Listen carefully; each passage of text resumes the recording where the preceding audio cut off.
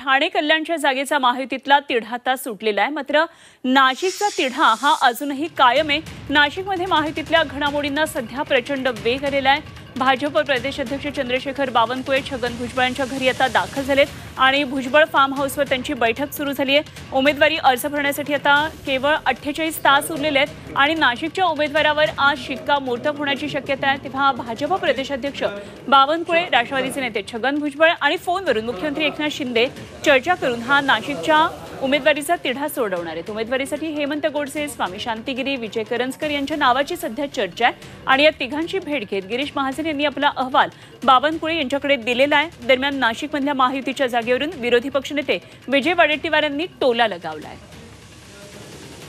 भारतीय जनता पक्षाने त्यांना 2.5 वर्ष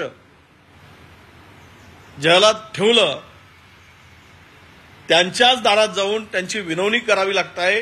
अमृत नोनी गॅस्ट्रिन, अपचन, ऍसिडिटी, गॅस्ट्रबल ह्यापैकी तुम्हाला कुठलाही गॅस्ट्रिक प्रॉब्लेम झाला, उपाय एकच, अमृत नोनी गॅस्ट्रिन। भारतीय जनता पक्षाच्या प्रदेशाध्यक्षांना, नेत्यांना यापेक्षा दुर्दैव महाराष्ट्राचं कोणतं असू शकतं? म्हणजे चोराला चोर म्हणून हिणवलं आणि त्यांनाच देव मानून त्यांच्या पाया पडून विनंती करायची पाळी जर येत असेल तर मला वाटतं की राजकीय म्हणजे नैतिकतेची पातळी संपूर्ण ढासळली आहे।